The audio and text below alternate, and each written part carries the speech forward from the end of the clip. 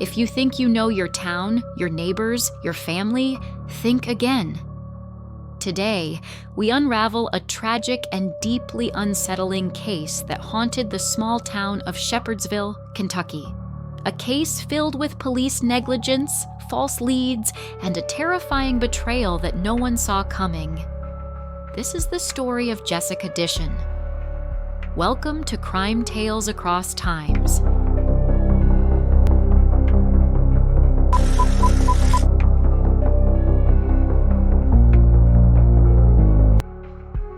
It was September 10th, 1999, a warm, quiet morning in Shepherdsville, Kentucky.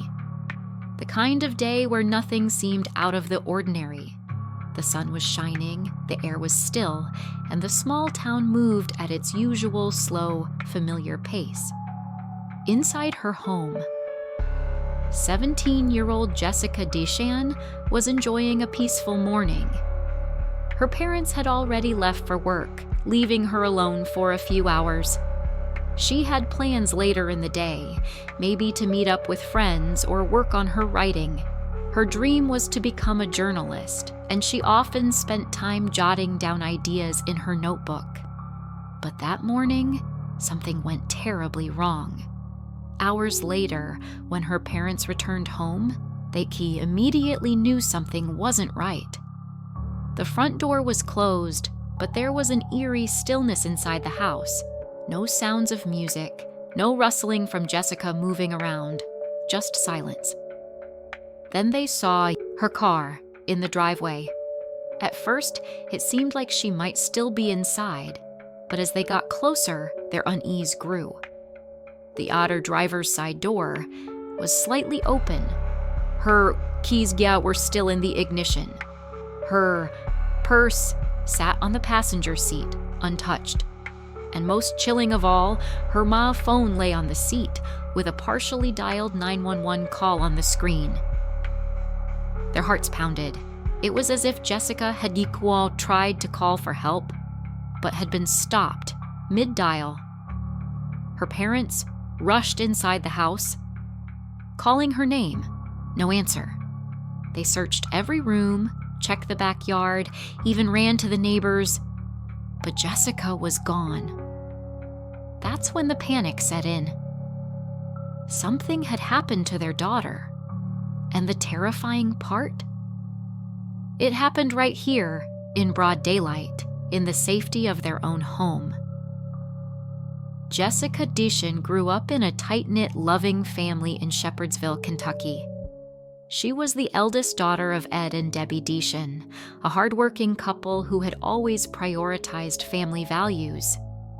Her parents raised her with love, discipline, and encouragement, ensuring she had everything she needed to succeed in life. Jessica shared a special connection with her parents, especially her father, Ed. He was her protector, her biggest supporter, and the person she looked up to the most. He often took her on fishing trips and encouraged her dreams of becoming a journalist. Her mother, Debbie, was her best friend, always there to listen, give advice, and support her through life's challenges. Jessica wasn't just a daughter. She was the heart of the Dishan family. She had a kind and outgoing personality, always looking out for her younger siblings. Growing up in a small, peaceful town, Jessica lived a simple yet fulfilling life. She did well in school, loved writing, and had a tight circle of friends who adored her. She was active in church and community events, and everyone knew her as a kind-hearted, responsible, and ambitious young woman. Her family never imagined that their safe, loving home would one day be shattered by the unimaginable, a betrayal from within their own bloodline. Jessica's parents, Ed and Mona Dishan, wasted no time in reporting her disappearance. Their daughter was missing, her belongings left behind, and the last thing she did was try to call 911. To them, it was clear. Something was terribly wrong. But when the Shepherdsville police arrived, their reaction was nothing short of frustrating. "She probably ran away," they said. "Teenagers do that sometimes." Jessica's parents were in shock. Run away? That didn't make any sense. Jessica was a responsible, grounded young woman. She had a loving family, great friends, and big dreams. She had never run away before, never even hinted at wanting to leave. She had plans for her future. Why would she just vanish without a word? But the police wouldn't listen. There was no sign of a struggle, no forced entry, and no immediate leads, so they refused to treat the case as a possible abduction. The family takes matters into their own hands. With law enforcement dismissing their concerns, Jessica's family and friends launched their own search efforts. They printed and posted hundreds of flyers across town. They knocked on doors, asking neighbors if they had seen anything unusual. They contacted local news stations, hoping to bring attention to Jessica's disappearance. They pleaded with authorities to take her case seriously. The community came together, joining in search parties, walking through wooded areas, and checking abandoned buildings. But as the days stretched on, hope began to dwindle. And the longer the police failed to investigate properly, the more crucial evidence was lost. The horrific discovery: 17 days after Jessica Dishan vanished, a group of workers near the Salt River in Shepherdsville, Kentucky, made a disturbing discovery. At first, it was the unbearable stench that caught their attention, a smell so foul, so unnatural, that they knew something was wrong. As they followed the scent, they noticed a cluster of buzzards circling overhead, a telltale sign that something or someone was decaying nearby. Then, hidden in the dense brush near the riverbank, they saw it. A badly decomposed body, barely recognizable. The workers immediately called the police, and within hours, forensic teams arrived to assess the scene. Due to the extent of decomposition, identifying the body wasn't immediate. But deep down, everyone feared the worst. The autopsy, a sinister truth. Unveiled when forensic experts examined the remains, their findings were chilling. The body was confirmed to be Jessica Dishan. She had been strangled. A cruel, deliberate act that ended her young life.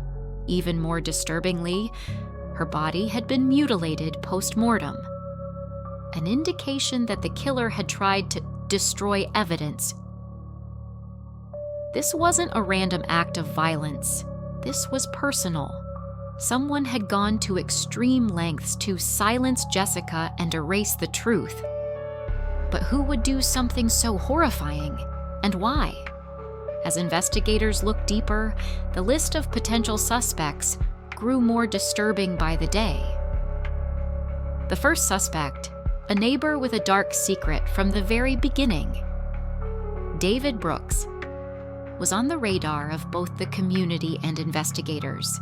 He wasn't just any neighbor. He lived only a few houses away from the Dishan family and had always taken a suspicious interest in Jessica.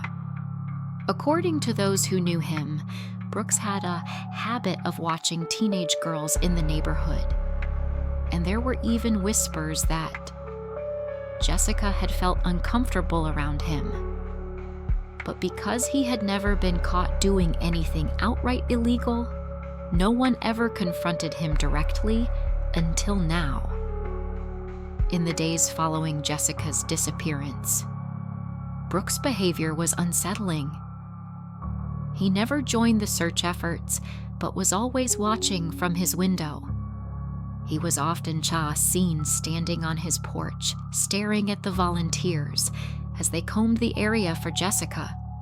He didn't ask any questions, didn't offer condolences, didn't speak to reporters. But he always seemed to be there, just observing. Neighbors started whispering, "Why does he seem so interested in the case, yet so unwilling to help?" The police took notice and brought him in for questioning. The interrogation, a web of lies. During his first interview, Brooks seemed cooperative at first, but as the detectives pressed for details, his story kept changing. He claimed he hadn't seen Jessica on the day she disappeared, but other neighbors recalled him outside that morning. He said he didn't know anything about her personal life. But investigators later found out that he had asked people very specific questions about Jessica before she vanished. When asked about his whereabouts during the time she went missing, he stuttered, hesitated, and couldn't provide a clear alibi. To make things worse, detectives learned that Brooks had a past criminal record involving harassment of young women, a disturbing revelation. It seemed like they had their guy, but there was just one problem. No evidence, no arrest. Despite his suspicious behavior, police found no forensic evidence linking Brooks to Jessica's murder. No fingerprints, no DNA, no surveillance footage, no witness who could place him with Jessica on the day of her disappearance. Without hard evidence, the police had no choice but to let him go. The case stalled, and for over a decade, Jessica's family lived with no answers. Her killer remained in the shadows until a shocking revelation blew the case wide open. The case reopened, a chilling confession. After more than a decade of dead ends, Detective Lynn Hunt was assigned to take another look at Jessica's case. Unlike the original investigators, Hunt was determined to do things differently. She wouldn't just rely on the old reports. She started from scratch. Evidence mishandled, clues ignored. As she sifted through the files, Hunt found shocking mistakes that had crippled the investigation. Key evidence had been lost or never tested. Items recovered from the crime scene were either missing or had never been sent for forensic analysis. Crucial witness statements had been ignored. Several people had come forward with information in 1999, but their accounts were either dismissed or never followed up on. Investigators had focused too narrowly on the wrong suspect. While David Brooks had seemed suspicious, they had ignored another potential perpetrator, someone much closer to Jessica. Then Hunt came across new testimonies that pointed to someone completely unexpected: Jessica's own uncle, Stanley Dishan. A chilling prison confession. The breakthrough came when a prison informant contacted authorities. He claimed that while serving time with Stanley Dishan, Stanley had made a shocking confession. Stanley had killed Jessica. Why? According to the informant, Stanley feared Jessica would expose his dark past of abuse. Jessica had allegedly learned disturbing secrets about him, and Stanley panicked. He believed that if she talked, his entire life would be destroyed. So, he silenced her before she could tell anyone. Details. Only the killer would know. At first, detectives were skeptical. Jailhouse confessions weren't always reliable, but then the informant provided details that had never been made public. Details only. Jessica's murderer could have known the exact location of where her body had been left, the way her hands had been bound. A hidden piece of evidence, an old bedsheet buried near the crime scene. This was the break Hunt had been looking for.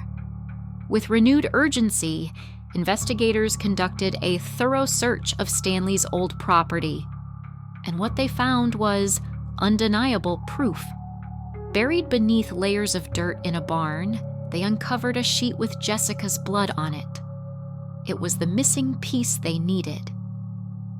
Stanley Dishan was arrested for the murder of his own niece. In court, Stanley Dishan showed no remorse. He was sentenced to 20 years in prison, a punishment that Jessica's family felt was far too light for the horrific crime he had committed. But even with Stanley behind bars, questions remained. Was David Brooks truly innocent? Did Jessica try to escape before she was taken? Could she have been saved if police had acted sooner? The aftermath. A family shattered. For Jessica's family, the truth was as painful as the loss itself. To learn that someone they trusted, her own uncle, was responsible for her death was a betrayal beyond words. Her case highlighted the failures of law enforcement, reminding the world how many crimes go unsolved because of negligence. Jessica's parents have since dedicated their lives to advocating for missing persons cases, ensuring that no other family suffers the way they did. But the scars of that September day will never fully heal. What do you think? Do you believe Stanley acted alone? Should he have received a harsher sentence?